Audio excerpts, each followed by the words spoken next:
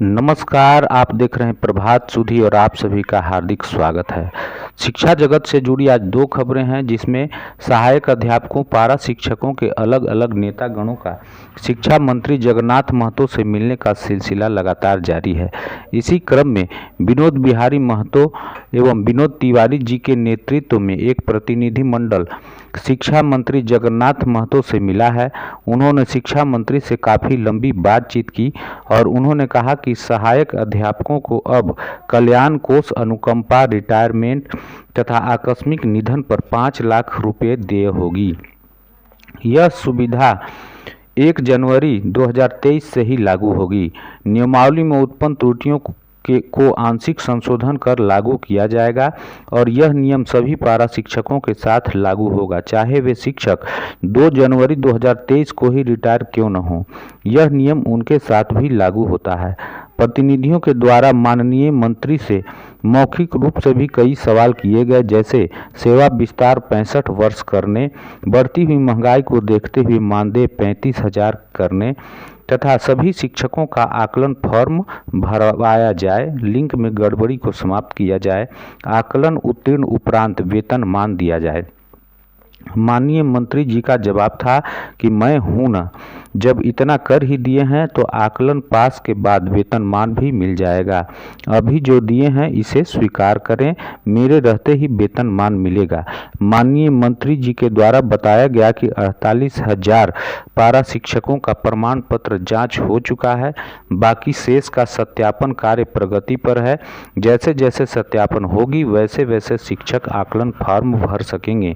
एक भी सहायक अध्यापक आकलन फॉर्म भरने से वंचित नहीं रहेंगे। माननीय मंत्री जगन्नाथ महतो ने कहा कि आप सभी स्कूल पर भी ध्यान दीजिए और नियमित रूप से बच्चों को पढ़ाने का काम कीजिए। नियमित रूप से एमडीएम व विद्यालय के अन्य गतिविधियों पर ध्यान दीजिए।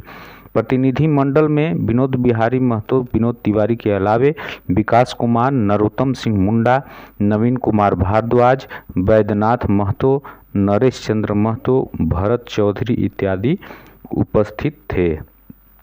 दूसरी खबर है कि रसोइया की सेवा अब 60 साल कर दी गई है तथा उन्हें अब 12 महीने का मानदेय मिलेगा तथा मानदेय भी बढ़ा हुआ मिलेगा।